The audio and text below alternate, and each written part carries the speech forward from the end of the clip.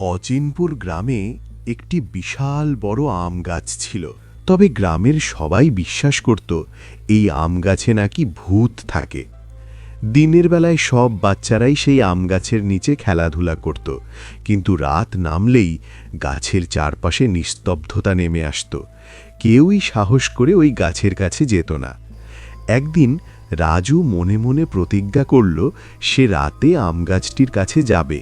সাহস করে সে একটি লাইট নিয়ে গভীর রাতে গাছটির কাছে পৌঁছল। এরপর সে একটি আম পাড়তে গিয়ে হঠাৎ খেয়াল করল গাছের ভেতরে নিচের দিকে একটি ফাঁকা জায়গা রয়েছে।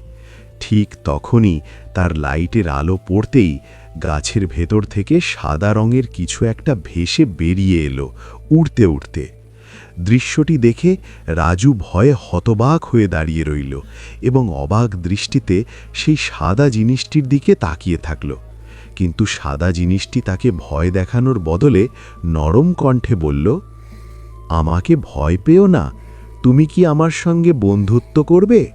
সে হেসে হেসে আরও বলল, সবাই আমাকে ভয় পায়, কেউ আমার কাছে আসে না, অথচ তুমি আমার সঙ্গে বন্ধুত্ব করতে চাইছো, বিষয়টা সত্যিই মজার। এভাবেই ধীরে ধীরে রাজু আর সেই পুতু ভূত ভালো বন্ধু হয়ে গেল।